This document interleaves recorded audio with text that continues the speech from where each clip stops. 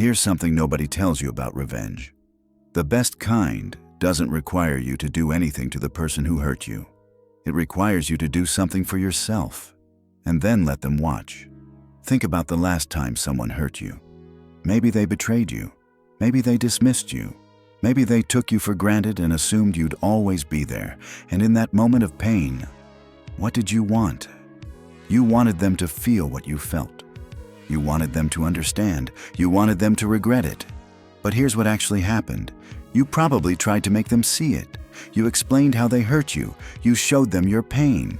And what did they do? They minimized it. They justified it. They made you feel like you were overreacting. Now imagine a different scenario. Imagine you said nothing. You just quietly moved on. Healed. I grew. Thrived without them. And then one day, weeks, months, maybe years later, they see you.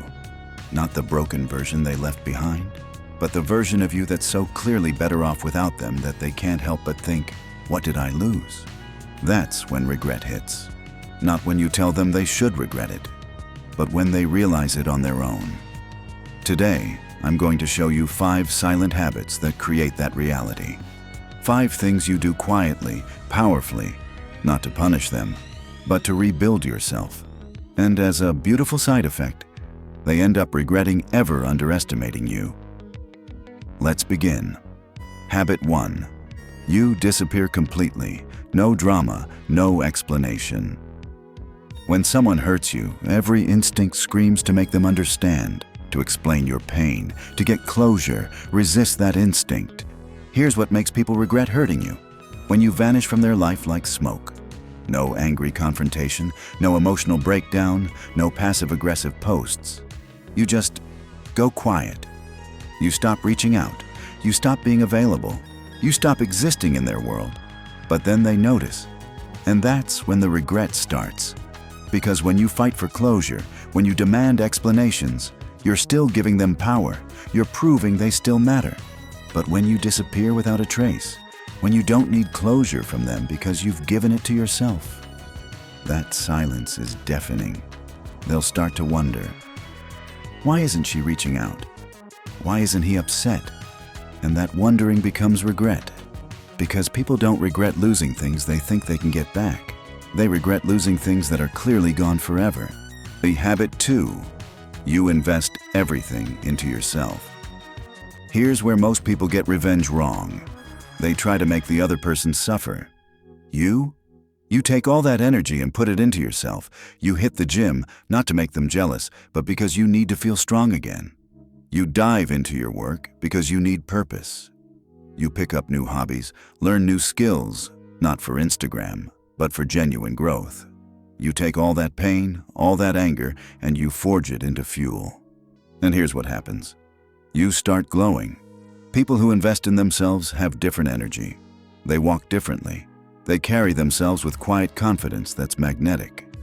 Meanwhile, the person who hurt you is still the same. But now they're watching you become someone they don't even recognize. Someone better than the person they lost. This breeds the deepest regret because it's undeniable.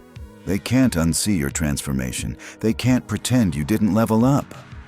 And that realization that you're better without them, that losing them was the catalyst for you becoming your best self, that keeps them up at night. Habit 3. You show up as the healed version, not the hurt version. If you run into them 6 months later, still bitter, still angry, they won't regret hurting you. They'll feel justified. But if you run into them genuinely at peace, that's when regret hits like a freight train. This is the habit of doing the inner work, the therapy, the journaling, the actual healing, not the performance of it, but the real thing. You deal with your pain in private. You cry when you need to. You rage when you need to, but you do it away from them.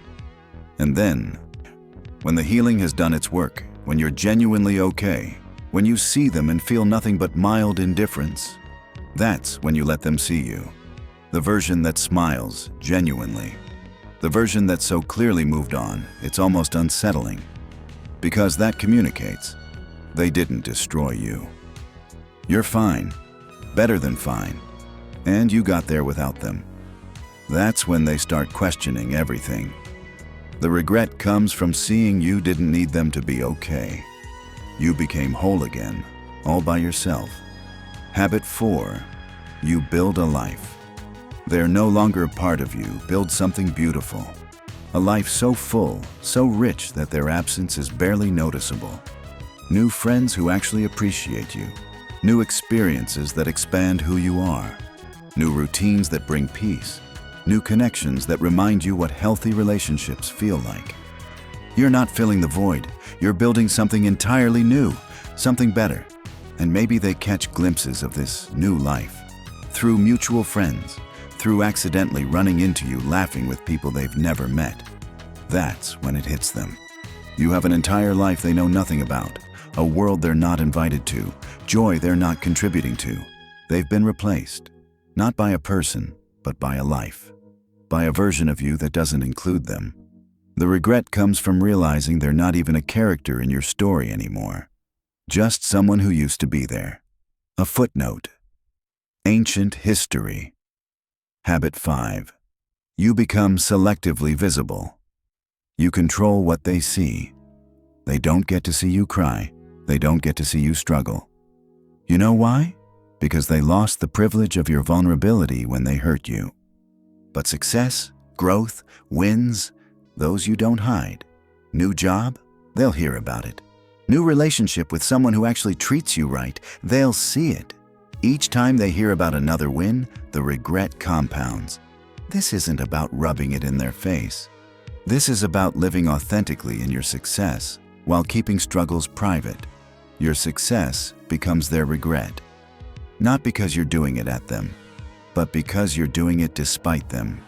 If you're hurting right now because someone treated you like you were disposable, I need you to hear this.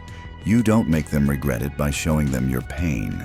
You make them regret it by showing them your power. You disappear without drama. You invest in yourself relentlessly. You heal genuinely. You build a life they're no longer part of. And you let them witness your success from a distance, not because you're trying to punish them, but because you're genuinely choosing yourself.